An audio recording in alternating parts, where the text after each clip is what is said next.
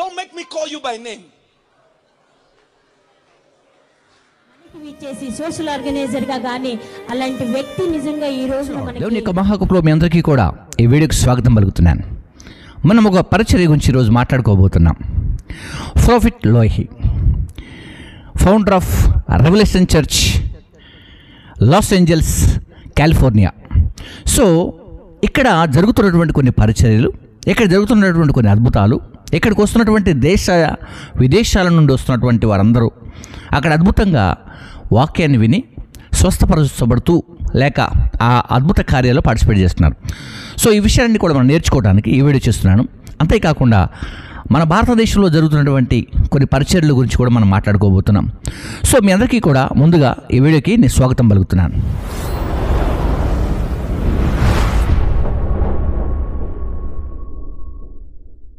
Right, praise the Lord. గమనించండి ప్రేమటువంటి వాళ్ళారా, మన దేశంలో ఒక ప్రవక్తగా, మన దేశంలో ఒక అద్భుత కార్యాలు చేసేవారుగా, మన దేశంలో ఒక ఆశ్చర్యమైన కార్యాలు చేసే దైవజనులు ఎవరైనా ఉన్నారు అంటే చాలా ట్రోల్స్ ఉంటాయి. అంతేకాకుండా చాలా విమర్శలు కూడా ఉంటాయి. చాలా మాట్లాడుతున్నటువంటి ప్రతి మాటలో చాలామంది అక్షర జ్ఞానంతో మాట్లాడేవాళ్ళు చాలామంది లేకపోలేదు. కానీ ఇక్కడ ఒక అద్భుత కార్యాలు, ఆశ్చర్యమైన కార్యాలు జరుగుతుంటే తనను ఎవరు కూడా చూస్తున్నటువంటి ప్రజలు ఇబ్బంది పడకుండా, వస్తున్నటువంటి వారు దేశ విదేశాల నుంచి వస్తున్నటువంటి వారు, స్వదేశంలో ఉన్నటువంటి వారు కూడా అతన్ని అప్రిషియేట్ చేస్తూ తన పరిచర్యను ఎంకరేజ్ చేస్తున్నారు. సో ముందుగా అసలు వారి పరిచర్య ఏంటో ఒకసారి చూడటానికి మనము ప్రయత్నం చేద్దాం. సో కొన్ని వీడియోస్ మీకు. Everybody, this is your prophet Lovi Elias, and listen, I am so excited today. My book released. Don't make me call you by name. Don't make me call you by name. You wanted to be prophetess. You wanted to be prophet. I want to see name. I want to call numbers. I want to do this witchcraft. Come here.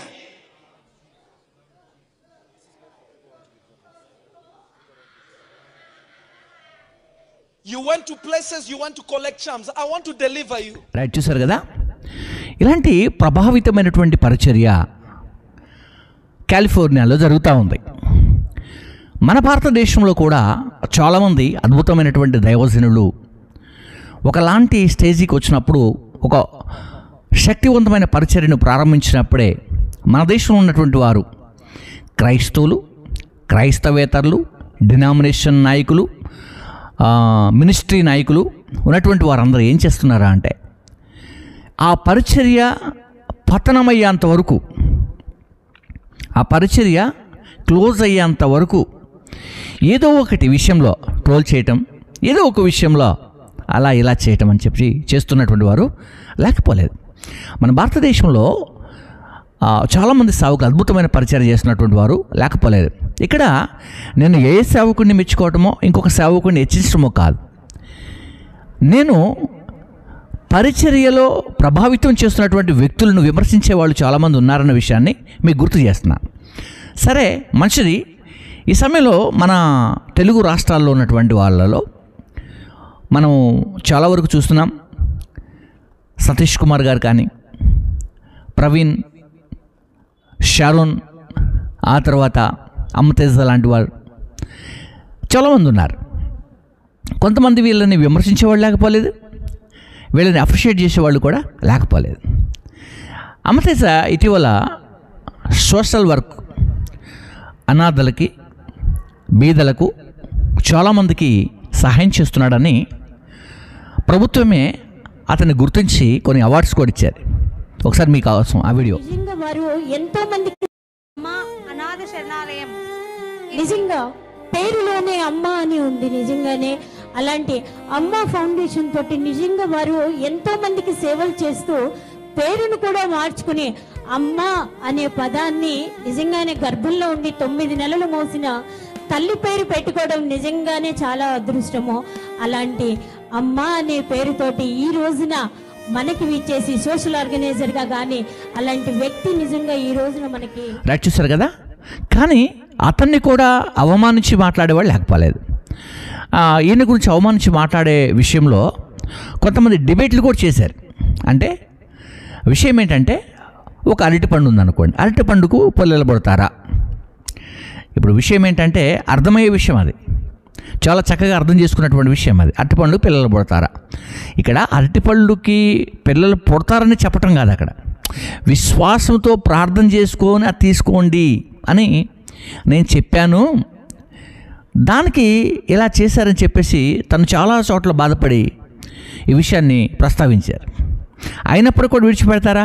లేదు, ఇంకాస్త అంటే ప్రతిదీ కూడా చాలామంది మరి ఈ పరిచర్యలు మనకాడ అంటే ప్రభావితం చేసే పరిచర్యలను అణగదొక్కే వాళ్ళు ఎక్కడైనా కూడా లేకపోలేదు. కానీ కొన్ని దేశాల్లో మనం చూస్తున్నప్పుడు చాలా అద్భుతంగా, యుగండాలో కనకాడే అనే ఒక మినిస్ట్రీస్, ఒక దైవజనులు ఉన్నారు. వారు కూడా ఒక బలమైనటువంటి అద్భుతమైన పరిచర్య చేస్తున్నారు.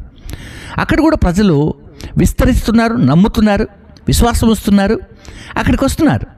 కనుక మన దగ్గర ఉన్నటువంటి ప్రాబ్లం ఏంటి అంటే అక్షర జ్ఞానం ఎక్కువగా ఉంది మన దగ్గర. ఆత్మజ్ఞానం కంటే అక్షర జ్ఞానం ఎక్కువగా ఉంది. ప్రతి అక్షరాన్ని పట్టుకొని స్పష్టంగా చదువుకుంటా అదే పర్ఫెక్ట్ అని బోధించుకునే వాళ్ళు చాలామంది లేకపోలేదు. కాబట్టి ఈ సమయంలో నేను ఏం చెప్పాలని ఆశపడుతున్నాను అంటే, కొన్ని విషయాలు మనం మాట్లాడుకోవడానికి ఈ వీడియో చూస్తున్నాను చెప్పాను కాబట్టి మనం మాట్లాడుకుందాం. లోహి ఎలోయిస్ ఈ ప్రాఫిట్ కలిగినటువంటి దైవజనులు, ప్రవక్తగా ఉన్నటువంటి ఈ దైవజనులు వారు చేసినటువంటి పరిచయం ఇప్పుడు మనం విన్నాం, చూసాం. వారు కొన్ని బుక్స్ కూడా రాశారు, రిలీజ్ అవుతూ ఉన్నాయి. సో దాని విషయంలో మనం మాట్లాడుకుంటే కొన్ని విషయాలు మనం మాట్లాడుకుందాం. మన తెలుగు రాష్ట్రాల్లో ఇప్పటికీ ఇంకా మండుచున్నటువంటి ఒక మంట ఏంటి ఆ మంట అంటే, దేవుడు ఒకడా, ఇద్దరా, ముగ్గురు వేరువేరా, ముగ్గురు ఒకరేనా, ఇద్దరు వేరువేరుగా ఉన్నారా, ముగ్గురు ఒక్కరుగా ఉన్నారా? యొర్దాను దగ్గర ముగ్గురు కనిపించారు. ఆదికాండం 1:26 వచనంలో మనము అని వాడారు. ఆదికాండం 11 మనము అని వాడారు. కాబట్టి ముగ్గురు వేరువేరుగా ఉండి పనిచేస్తున్నటువంటి ఒకే ఒక దైవము, ఒకే ఒక దేవుడు అని చెబుతున్నటువంటి వారు కూడా అలాగపోలేదు. సో ఇలాంటి విషయాలన్నీ కూడా మనం ఎక్కువగా పట్టించుకుంటాం అండి. ఇలాంటి విషయాలు ఎక్కువగా పట్టించుకుంటాం. నశించిపోతున్న ఆత్మల గురించి కానీ, రక్షణలోనికి రావాలని కానీ, ఒక సేవకుడు ఒక ఘనమైనటువంటి పరిచర్య చేస్తుంటే దాన్ని ట్రోల్ చేయటం కానీ చాలామందికి ఇంపార్టెంట్ అది. కానీ రక్షణలోకి తీసుకురావడానికి, పరిచర్య చేయడానికి మాత్రం చాలామందికి ఇష్టపడదు. ఇక్కడ నేను ఉద్దేశించి మాట్లాడుతున్నటువంటి ప్రతి మాట మీకు అర్థమవుతుందని నేను అనుకుంటున్నాను. ఈ సమయంలో నేను ఒక విషయాన్ని గుర్తిస్తాను.